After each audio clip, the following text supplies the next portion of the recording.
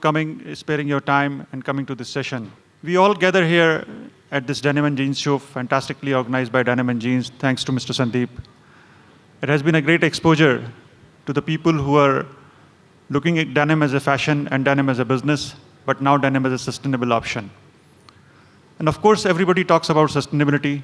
A lot has been discussed, and a lot has been talked about. We focus on the areas from fiber to the processing, to the finishing, to the packaging, and everything, but not as much as being focused on the dye stuffs. Dye stuff as indigo, denim is known for the blue color, and blue colors come from indigo. From the ancient time, from the time when the Levi's made its first denim in 1800 century, the blue color is taken from the natural indigo. And this natural indigo is a wonderful plant. You may not be knowing that this is one of the most important legume nature plant. And what is legume? Let us understand that. When we cultivate a particular crop, there are two tendencies that it has. One, it sucks nitrogen and water from the ground, and second, it gives nitrogen to the ground. So indigo is such a plant that gives nitrogen to the ground. And when it gives nitrogen to the ground, there are two benefits that it comes. When it is giving nitrogen, so how it is producing nitrogen? To make this nitrogen, it needs a lot of carbon dioxide. So a carbon dioxide which is being sucked from the atmosphere is more than the normal plant. So the consumption and cleaning of oxygen from the available atmosphere is better and much larger in case of legume plant. Second, the nitrogen that it builds up, the noodles which are formed in the roots, it gives to the soil. And when it is given to the soil, it increases the fertility of the soil, and it increases its ability to do a better cropping in the next session or the next crop. And in the process, the next crop that comes up has a better growth without fertilizers. So the use of fertilizer on the next crop is being reduced. And that reduction imparts towards the use of inorganic fertilizers on the soil, which means that the soil cultivation can be done more organically and more in a much better and a natural way. So indigo crop is a fantastic thing. In the ancient time, it has been happening, and it has been used from that time as an indigo dye. But as the time progressed, world wanted it to take it forward as a product which can be more scaled up easily. You don't have to cultivate, you can make it in the factory. Second, they wanted it to be economical. Third, they wanted the product to be more viable all over the world, and there is no seasonal dependency because natural product has a seasonal dependency as well. So considering this, the new products developed, which is an aniline-based, petroleum gel-based product, synthetic indigo that everybody knows. So in our consideration of all the sustainable processes I mentioned, from fiber to the processing, to the finishing, to the packaging, to the garmenting and everything, many aspects are being considered, but dye stuff is not considered as much. In this presentation, in this particular session, we shall be focusing on the benefits that the dye stuff can bring out if you focus onto that. So I request Dr. Deepa to take this initiative and start and reveal her views about the indigo and how it can be useful in the making denim as a sustainable option. Dr. Deepa. Good morning, everyone. Thank you, Mr. Shah. I think in terms of dye stuff, what you rightly said, Mr. Shah, the dye stuff is not considered today for the sustainable developments. But this is the most important factor that needs to be considered. We talk a lot about raw materials, like sustainable cotton should be there, recycling of polyester should be there. I think dye stuffs also need equal and more importance, because this is actually, the synthetic dyes are the ones which actually are the pollutants, the real pollutants. And let me just move from the growth of indigo to the use case. Now, when you use a natural dyed product, what happens is indigo has the tendency to bleed out. The natural indigo, that's the way indigo denims are made, that it fades naturally on use. And that's the property that consumers benefit from. So when the color is leaching out, in your use, in the washing machines when you wash or when you do a hand wash, that water has the leach chemicals, and that's getting into the groundwater.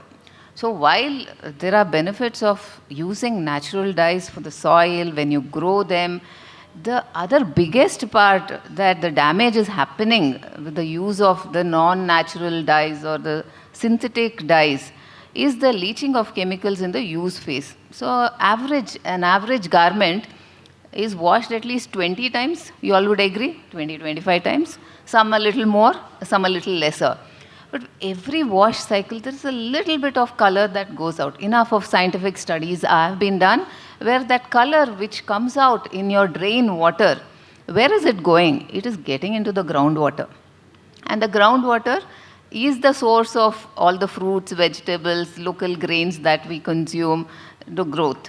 So one of the most important reasons for shift to natural dyes, a natural source of dyes, is the long life that is there for the dye stuff once it comes on the textile. It's really not in the mill and in the factories where you have a ZLD plant. So while I use synthetic dyes, I am able to completely treat the water.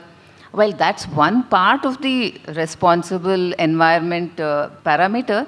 The other biggest one that is going unnoticed is this part, where in the use phase of the garment, what is happening to the non-natural dyes or the synthetic dyes that we use. And therefore, indigo comes as a big, nice, new alternative.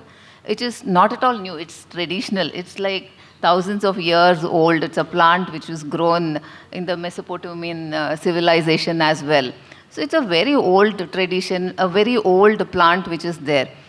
I think the need is today, Mr. Shah, to renew these kind of practices where we are able to see the end-to-end. Whenever we talk circularity, whenever we talk business, I think end-to-end approach is important. Thereby, indigo becomes a very natural choice for eliminating the environmental harm that is there with the non-natural dyes. Thank you so much for elaborating the topics so well. And yes, leaching out of the dye is a big thing that is required to be considered. And can you also throw some light on like kind of a water consumption, as we also talk about water, though the session is about the dye stuff. Water consumed in the manufacturing and water consumed in the home laundries, like 20 washes, there is a huge difference. Oh yes, I think that's a bigger one.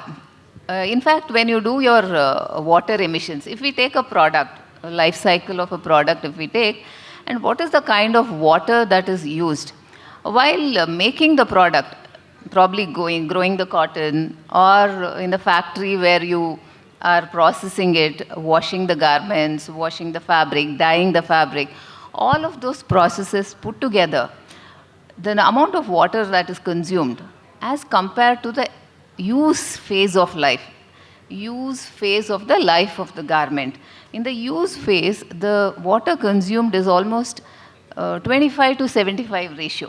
75% of the water that the product needs or that one apparel needs is in the use phase. So more R&D, more change is needed for the use phase of the garment. Though it's in a washing machine and you have an average load, the number of times that the wash requires, the life of the garment. Every garment, I think we wear once or twice and it goes for a wash. I think that's the biggest one. So it's also a cultural shift which we may need. Are you good with wearing garments 3-4 times without wash? Probably most of you will say no. It is a cultural thing, and all the more in tropical countries like ours, after every wash, where we wash them. So there is enough of advantage by shifting to natural dyes. I think it's a big one. Though the garment is leaching out, there has to be the natural products leaching out into the ground, into the groundwater, really has no harm on human life or animals, the ecosystem. But if it is synthetic dye, it definitely causes harm. And with respect to water and the water consumption, in the use phase, I also call upon a different topic, but some R&D where we are open to saying denims have to not be washed that often. I think that kind of communication and culture has to be built in. Thank you so much. There is a lot that can we talk about the water, because that's going a little different. But I connect it to water because we have done a lot for the water saving. When we talk of natural indigo, we actually got a LCA study done some time back of synthetic indigo versus natural indigo. And we found that we are more than 100% better in carbon footprint creation, like making of 1 kg of synthetic indigo creates about 10.3 kgs of carbon footprint, whereas making of 1 kg of bio indigo reduces carbon footprint by 680 grams. And in the human toxicity, in the ecotoxicity, in the eutrophication, in the ozone depletion, we are better by more than 60-70% compared to synthetic indigo. There was one place where we were negative, and that was water consumption. And the reason of that it is a natural product and it requires a lot of water consumption, a lot of water in the cultivation, and you cannot do anything to that, but you have to put water into it.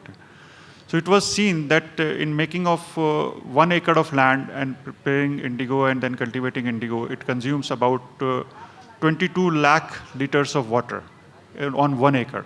That was huge. So we took this as a challenge. And then we started cultivating indigo with the sprinkler sprinkler irrigation system. And when we put it that sprinkler, we realized and we found and we calculated through our scientific teams that we have reduced the water consumption by about 60%. So now the consumption is happening is just 6 lakhs liters an acre, which is a huge saving on water. And as the lands multiply, you save further more. And going further to the topic, as Dr. Deepa mentioned, in the area of denim washes, there is a huge need of using anti-odor or antibacterial finishes in this area. Because when you say that you want to wash a garment after 2 wearing, so what makes you wash the garment after 2 wearing? It's basically you feel that it's dirty. Yeah, if you've gone to a dusty area, you're traveling on the roads, yes, it's making it dirty. You need to wash, there is no substitute to it. But the second is that it is smelling bad. And it's not only smelling bad, it's having some bacteria formation which can cause you some allergies. But if the product is finished with some products which is having a 99% or 90% reduction in bacteria and odor, that will make you use product further without washing, and that saves a lot of water. And when you wash less, you leach out less dyes.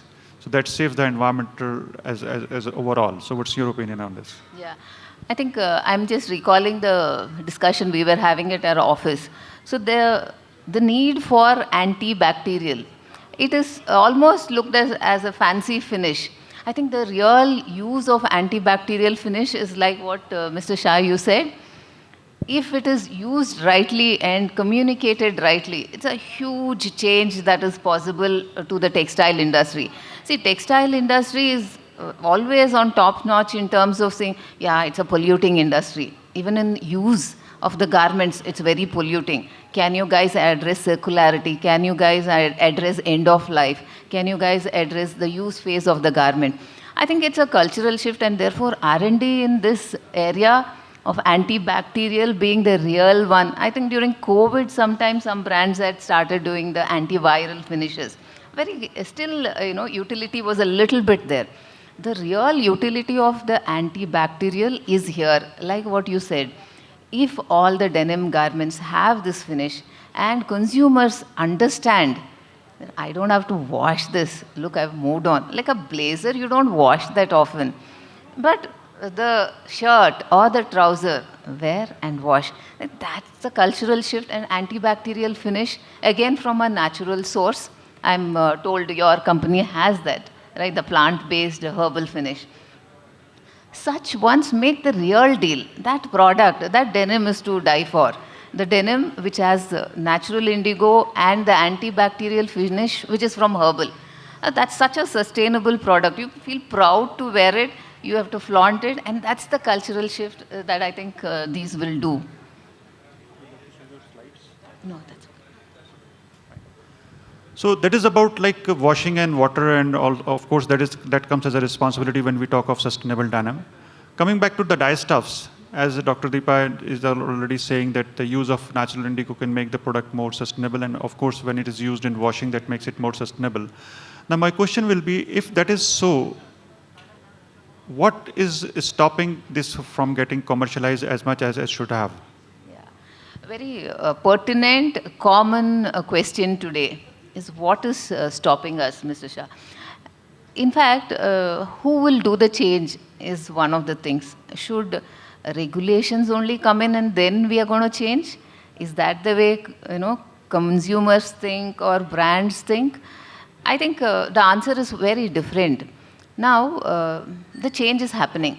Every brand is adopting a little bit of sustainable products, sustainable finishes, whole lot of things. The consumer is going to lead the change. When you put two of these garments on the shelf, so I have one denim which is antibacterial and natural indigo, and I have another product which doesn't have these features. The consumer is going to choose. And if you put it at the same price, which one is the consumer going to buy? The natural product, which has a sustainable feature and natural indigo and antibacterial, wash it lesser, or the one which has no features but at the same price. So that's where the change will happen. Because the more and more consumers' awareness is increasing, they're not going to not adapt to these. So the bottom line is here. You will have to keep making the change.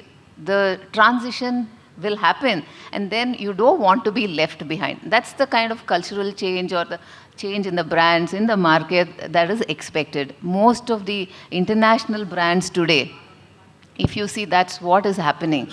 Each one is taking their own fleet of products and moving forward. And would also like to learn like what, as Aditya Billai, you're heading the sustainability area in that. So what they are doing in their sustainability area and how focused is Dye Stuff into that?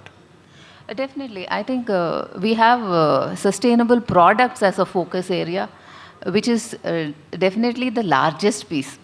Because dye stuff within that and water within the textile industry, these are 2-3 key areas of focus for us, and we are doing a lot of R&D across with companies in order to launch these kind of products and be the leaders, of course, in terms of making that a large change. Talking of the costing, as we understand that costing is a big issue in adoption of dye stuff and all these changes into this, as she also mentioned. We realized this, and we have been doing powder form of indigo for so many years, since '96. And that powder form of indigo, when you do the denim, so it was giving a decent markup of 35–40% even. But now we have come up with a product which is pre-reduced, and it's biologically pre-reduced indigo, and that too is natural indigo. We had a successful trial at Ribbons last week, and we are happy to say that we can even show you the yarn. The fabric is not yet made. You can come to the stall and see that. The product is good, and the most beautiful part of it, that it is reducing the cost of production by about 15–20%. So the markup is not as much as it was earlier. Now it will be hardly 15–20%. And with that kind of a markup, if you are getting so many benefits, so you are getting a lot. And actually, if you see from the brand's perspective, I think Dr. Deepa will be more in a position to clarify it from the brand's perspective. They do a lot of CSR activity to control the carbon footprints that they are doing. And huge funds are already there. If some of it can be parked in this area, they can save more water, more carbon footprint without any extra effort, but just changing the dye stuffs. So this much markup can be good. And I think that can be adaptable. But at the same time, brands will have a different perspective to this. So would like to hear it from her. I think rightly put, anytime, not only in the textile industry, in any industry when there is a change or when there is a new technology, it comes at a cost because, scale-related benefits have still not hit that particular development. So with scale, what will happen is the cost will come down. But that transition is what the industry has to absorb, and rightly so, the expectation is, even if you see, I'll just divert a little, if you see the Indian government regulations, SEBI has clearly, in the last 5 years, changed the regulation thrice. They've updated it. So there was a BRR report, Business Responsibility Report for top 100 companies about 5 years back, mandatory. In the last 3 years, there was a shift in 2022, I think, where they said there is a BRSR report. Then the next year, they introduced a BRSR core.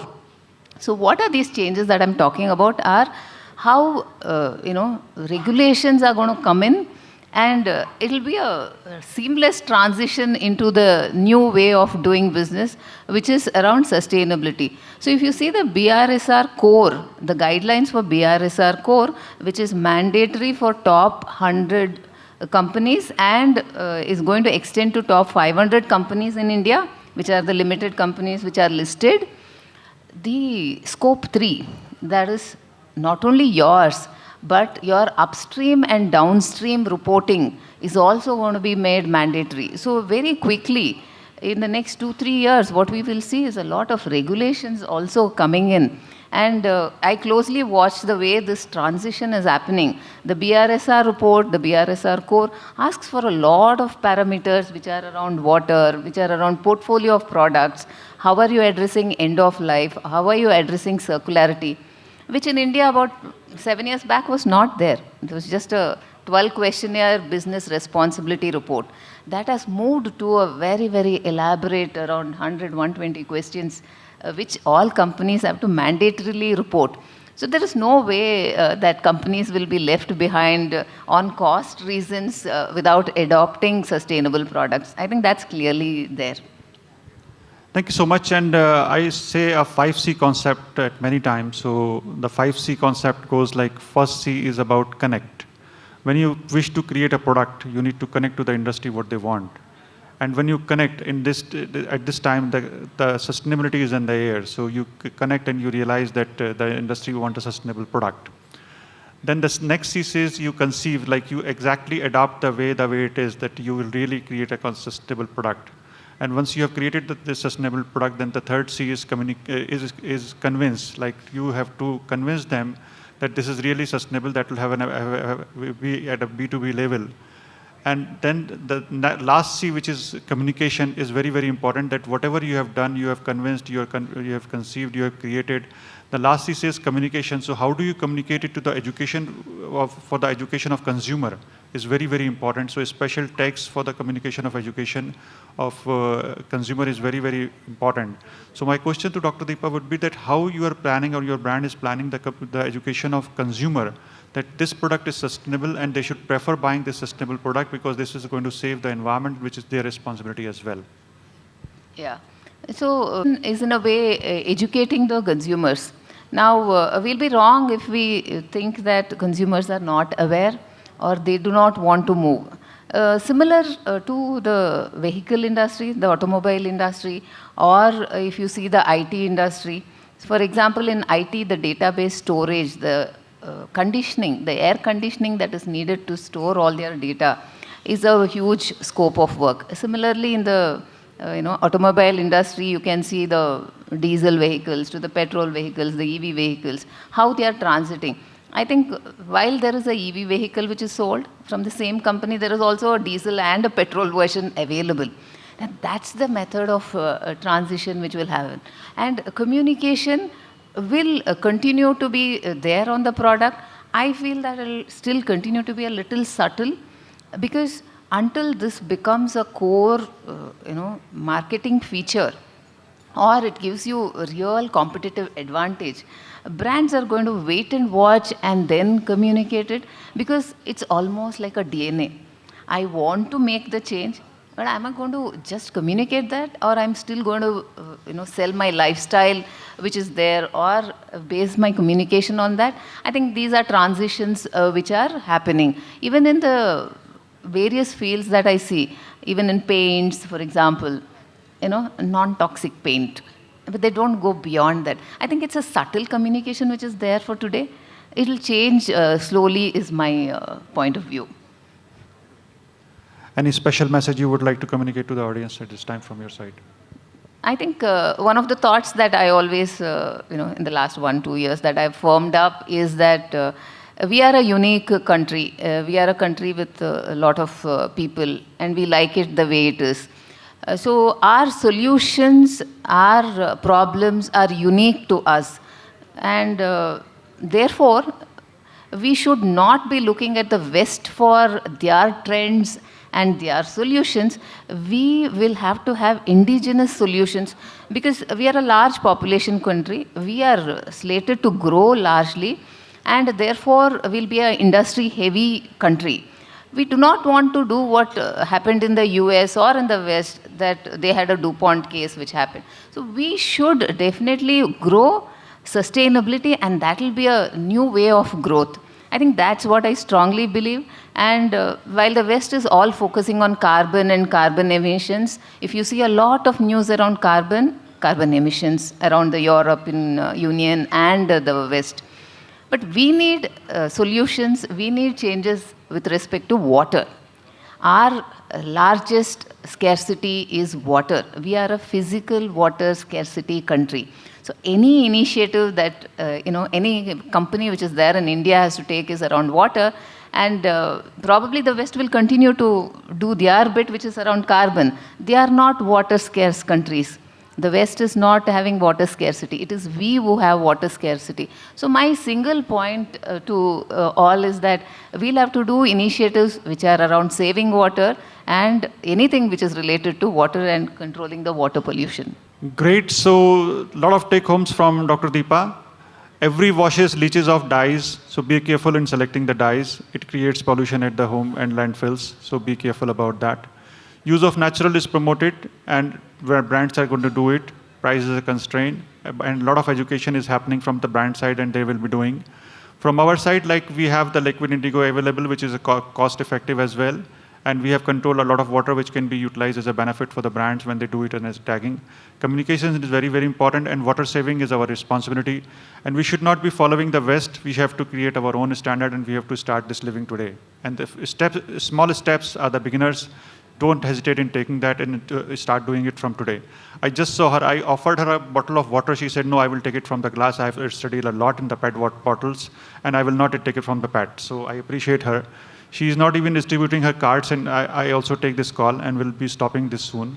So, and I request Sandeep ji to establish a software so that we don't have to use the cards in the next exhibition. That will be another initiative by the exhibitors, and that will be fantastic, first of its kind, that you do your bit, and I think digitally it is possible. So we can definitely do that. So a lot of good from this particular discussion, and thank you so much for coming and honoring this session. And now the session is open for question and answer. Don't leave this opportunity. She is a fantastic, a very knowledgeable person and a very senior person. You will not get these kind of insights from many. So please ask your questions with open-minded. Good afternoon, everyone. I am Dr. Sanjay Gupta. I am a water resource management consultant. I have one question. We moved from hand weaving, khadi, to linens, expensive linens. We moved so much ahead in textile industry. Now we are complaining about leaching, chemicals, and all this. If we had, you start right and end right. If you had selected all the non-toxic chemicals, we would probably have reduced the burden on the groundwater infiltration of this. Thank you. How to educate people is the biggest question I'm facing. It's my practice, which in Phoenix, Arizona, the native Indians used to make whitewash jeans, which needed less chemicals and less leaching and everything. But it's our own industry which is now at a crossroads. And how we are going to cross over is the next question. Yeah. Very pertinent. In fact, most discussions around sustainability are around this.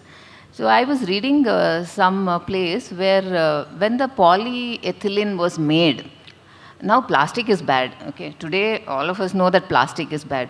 But when these guys made, I'm not sure, DuPont or whichever the chemical company which made the plastic, what they are telling now is, hey, that time when you all asked what was expected is, I want a polymer which is very strong. So I made it that way. If you had that, they told us that you wanted to disintegrate after 2 or 3 years. We could have also made it that way. So answering to your point, I think we grew without that awareness. So when you're growing, you were not aware. Little did we know that such large environmental problems would come in. That carbon dioxide, which all of us breathe out, is such a bad thing. Carbon dioxide actually is terribly changing the climate, the weather, and the life on the planet. So I don't think that was there about 40, 50 years back. It is new awareness, I would say, and therefore in ignorance these things have happened. It's our responsibility now that you know to quickly get back. That's how I would take it. Yeah, I would like to add a little into this.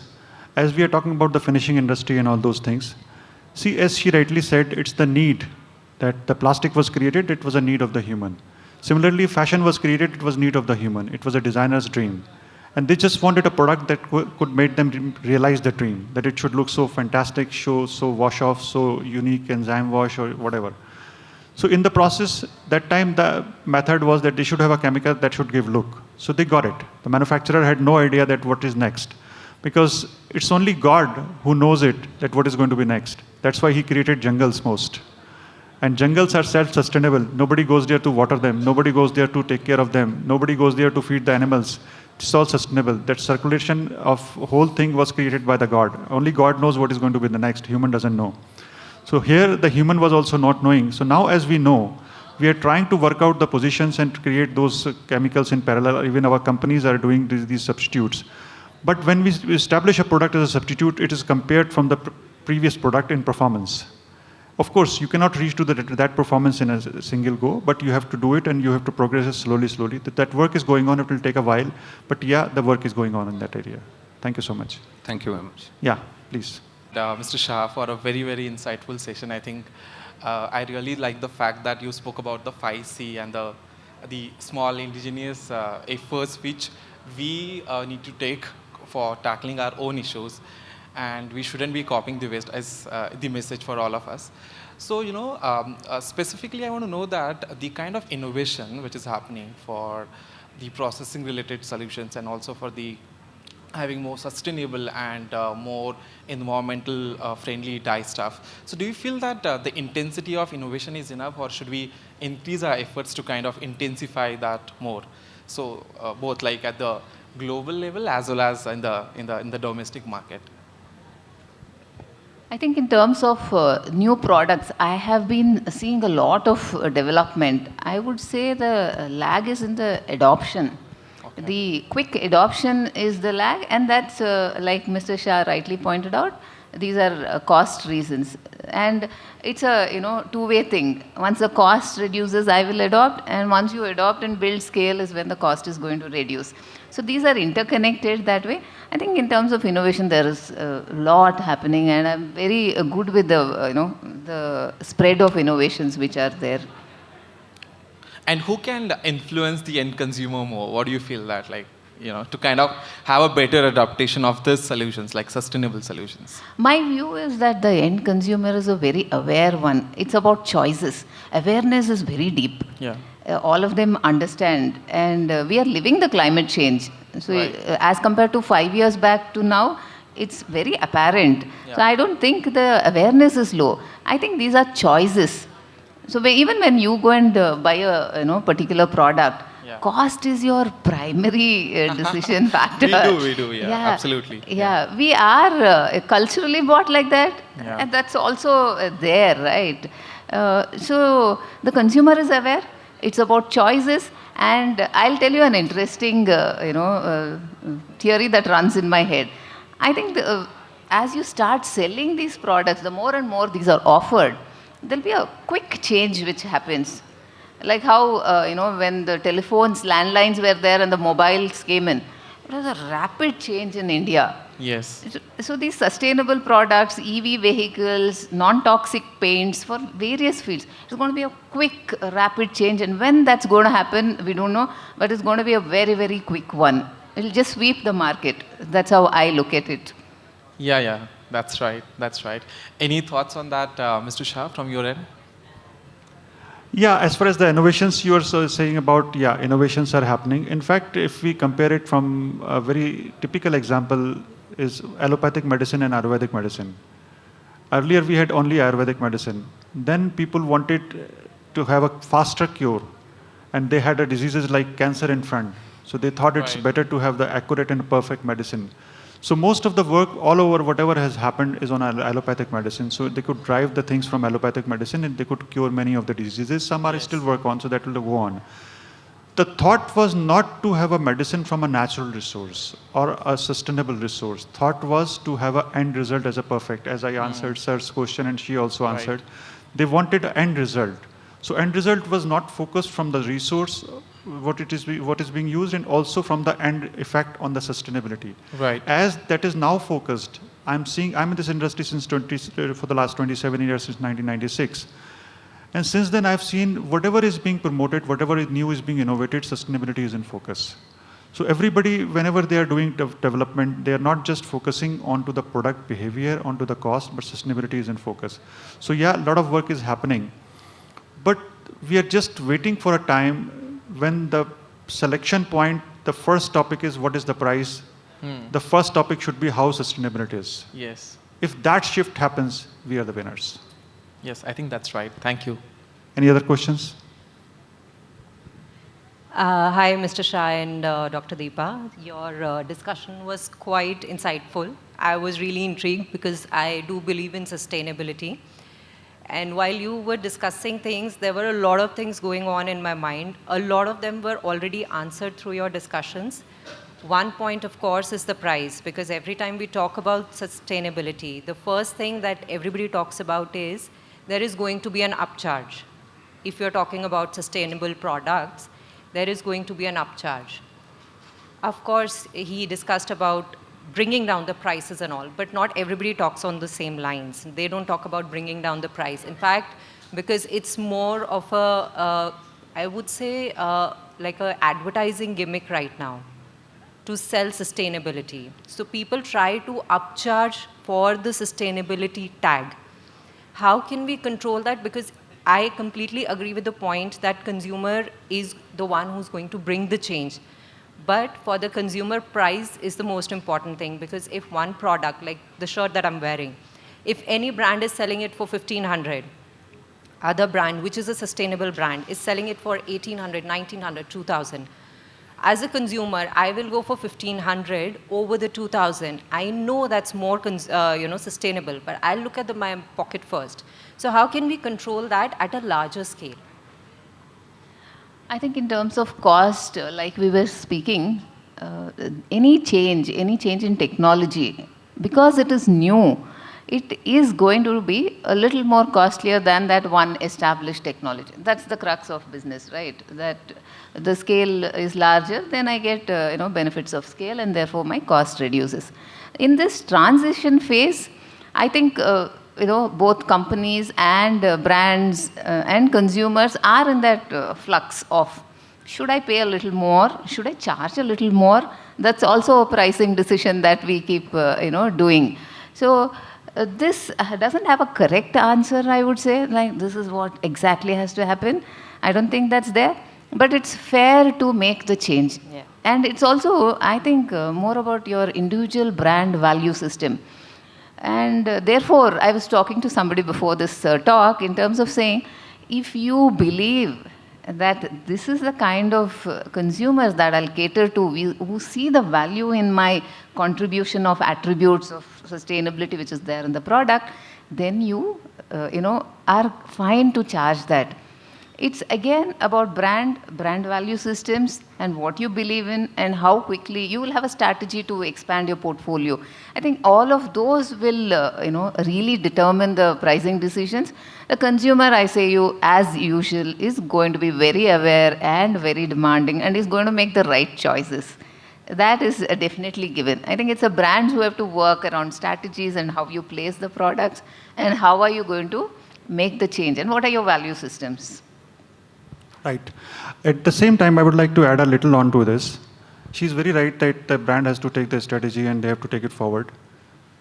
Anything that is launched first as a unique is focused on a niche market. Market goes like a pyramid.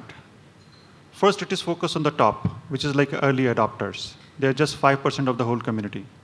And that is called capsule collections. And when that thing hits, it goes down to maybe 15% of the community. And when it goes down to the 15% of the community, the prices remains the same, but these remaining 10 follows because the earlier 5 followed, because they are the trend setters. And when these 15% follows, then it comes slightly down, where the prices also comes down slightly, because now the brand is able to manage its overheads in a much better way, because they divide it by the number. And as a manufacturer of natural dyes manufacturer, I can say it from my perspective, there are two kinds of costs which involve in manufacturing of any product. One is a variable and one is a fixed cost.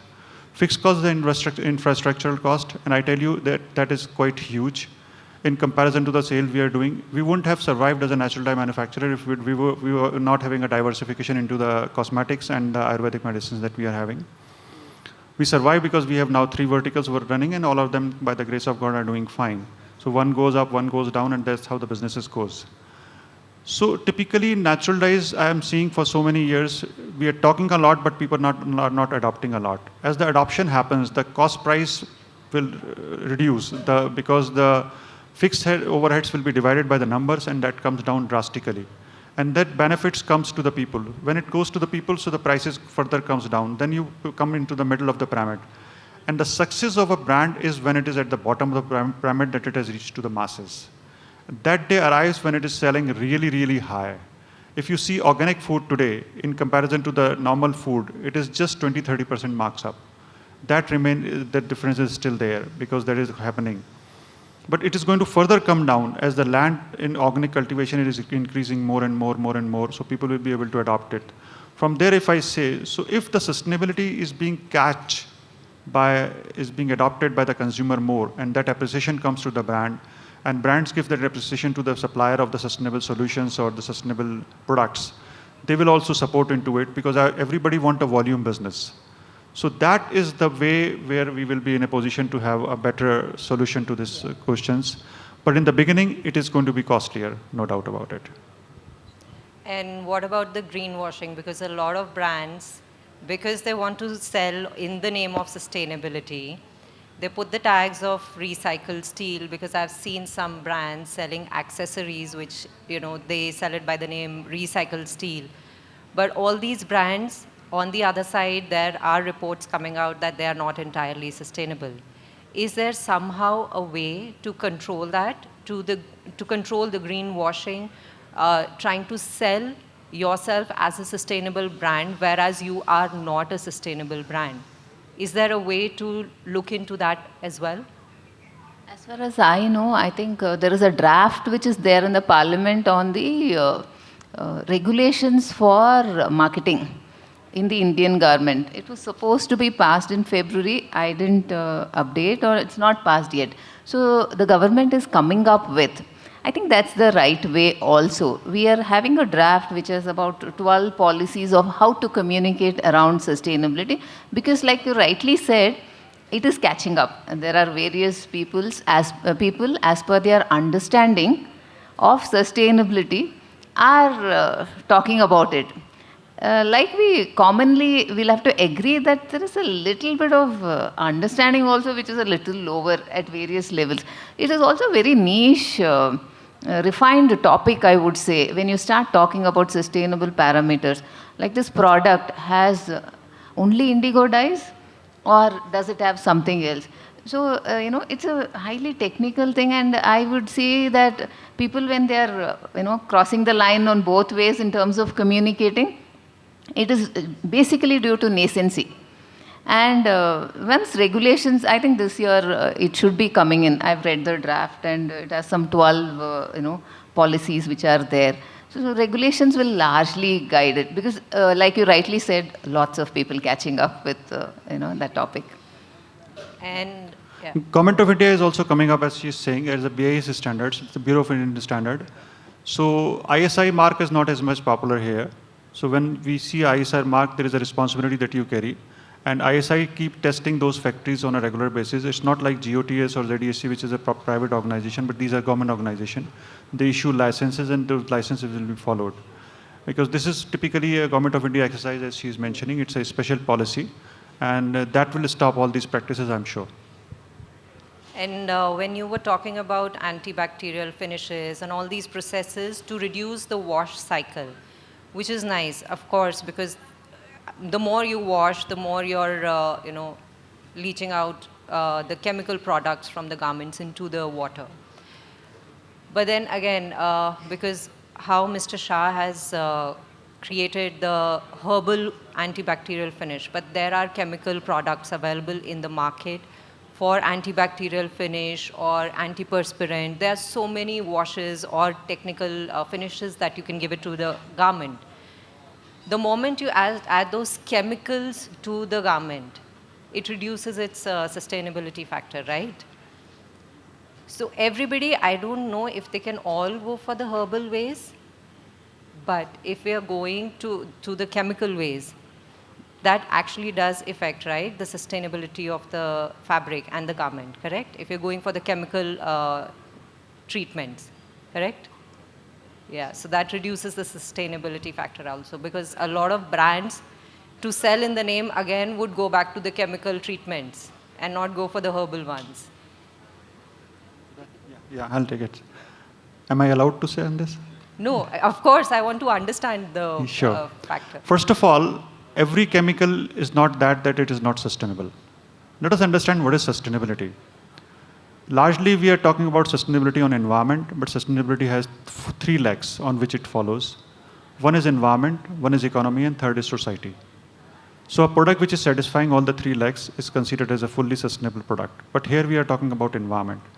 So if the product that is made with chemical ingredients is satisfying all the requirement of parameters, like it is biodegradable, it is not having any such things which is eliminating at the time of manufacturing, which is having sustainability issues, and it is also having all required certification, so it is considered as sustainable. So that doesn't harm you even if you're using chemical. Number two, the other two legs like the society and economy, if it is upgrading the economy, or it is upgrading a society, that is even better. The third is whether the source of the product is natural or not. So that is a different question altogether. And if the source is natural, it is satisfying society, because when a natural source is used means somebody in cultivation area is getting a job. So his economy is getting upgraded. When his economy is getting upgraded, so society is getting better. So we are satisfying all the three legs. That's why all the natural product, including natural dye especially, is such a product that sustainability cannot be taken off from this in any way. Because more it will be made, more cultivation will be happening. And when more cultivation will be happening, more people will be getting jobs, and that's what India wants. That's the thrust that we have. So it is a fantastic thing, and these are all indigenous. They are products of India. So using synthetic or a chemical product in antibacterial, if it is sustainable, is not wrong, is not harmful, is not bad at all. Using natural is better. I would like to share a story here, a very interesting story, if you allow. We have 2 minutes. Let me tell you how I came into the natural dye industry. I'm basically a production engineer. I was doing a job in Kirloskar oil engines long back. I'm talking of 1995. अब संदीप जी बोलेंगे ये क्या बात करने लगे यार, हमने तो किसी और चीज़ के लिए बुलाया था, बट सुनाने दीजिए, 2 मिनट इंटरेस्टिंग स्टोरी है, and she is asking so many questions, so I am just for the thrust of it. So at that time, azo dyes were banned, and it was said that anything which is not having azo is safe and eco-friendly. I was doing a job, a friend of mine who happened to be from a garment exporters family, he called me that day and he said that मेरे father मुझे एक boring seminar में भेज रहे हैं. If you can come, we can have a free lunch. I said, great, we can have a free lunch. I was just recent pass out from a college 1.5 years back. So I went to him to see a seminar that was organized by a company called Zeneca. That was a German company. They were exporting dye stuffs. And they were first to introduce azo-free dyes in India.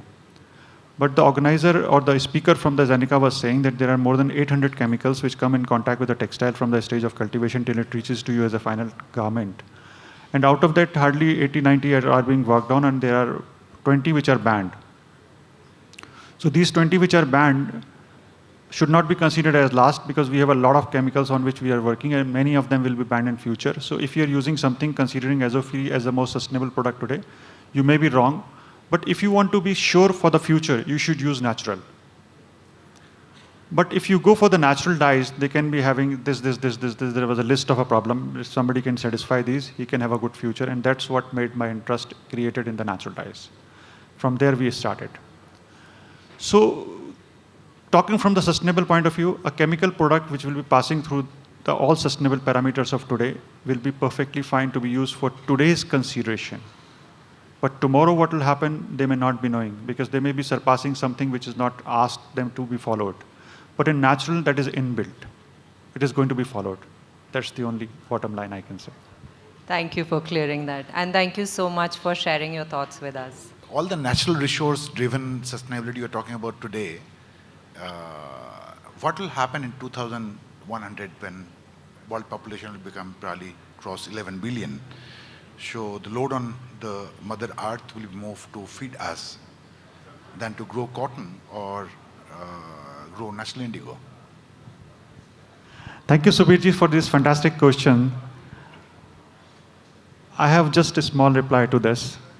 We all eat wheat, we all drink tea, we all eat vegetable because we need it. And Mother Earth has given us that. As the demand grows, the cultivation will grow. When the AMA come into the field of natural dyes in 1995, only 80-90 acres of area was cultivated in indigo. Today, 15,000 is cultivated. So that is the kind of a growth. And the beauty of indigo cultivation is that it starts in the month of February and it ends in the month of May or maybe June. So the remaining 6 months, you can use it for the rotational crop. And that rotational crop could be paddy, could be mustard, could be any that you want to. Usually in the South India, they do paddy or they do groundnut. So it doesn't harm you from earning what you are earning or regularly. At the same time, they also help in cultivating your next crop without fertilizers. So this is another added advantage. And in the world scenario, if you see in a country like India, we still have a cultivation of like 70% of India is under cultivation. And only 30% is on the living, including villages. So we have a huge area which is in cultivation and a huge area which is not cultivated.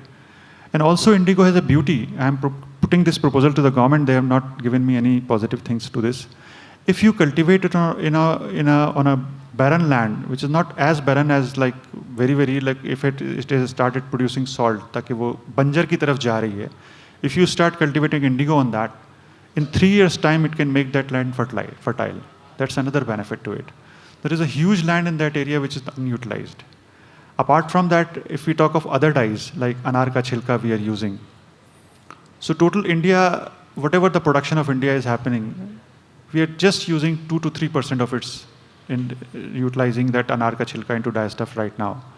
It's a matter of collection. And right now we are doing it from the juice industry, but we also have figured out the methods where we plan to collect it from the juice walas on every nook and corner that we have in every city of India. We have established that model. It has already been worked out, but we are waiting for that day to come when the quantities increase to that number that we exercise that. And most of the products that we are making is out of best of the waste, like pomegranate fruit and I mentioned. Then we have katha, which is like we all know katha. So after the katha is made, the residue of it is kala katha, which is of no use. We use that as a best of the industry. And same is with shellac, the lac industry. They make shellac is a shining surface, is a chapda, what they call it. It is used in tablet coating, it is used in food polishes. It is shellac. It is used in shoe polishes, it is used in hair styling gels and several other applications. In food products, it is used very largely. So after the shellac is being extracted, so whatever the leftover lac mud is, we use to make a lac dye out of it. So that's also best of the waste. Then we use things like harda. We use things like maju, which is like galnut. They are in forest, available free. We don't cultivate them. We just collect them from there. And when we collect them, it is happening naturally. It increases labor for so many people, gets employment, and so many people collect it and give it to us. Tesu flower, it is also a matter of collection. Then we are doing marigold. अब तो राम मंदिर भी आ गया है UP में. It gives us a lot of marigold. So it will never stop. I don't think so. Else we will pray to God Ram that please give us more. So he will give us more. So sir, need of natural product as it arises, God has created this world in such a way that it will cultivate. So I don't see any area in that area. Yeah, the plannings are required. Encouragements are required. So we need support from people like you.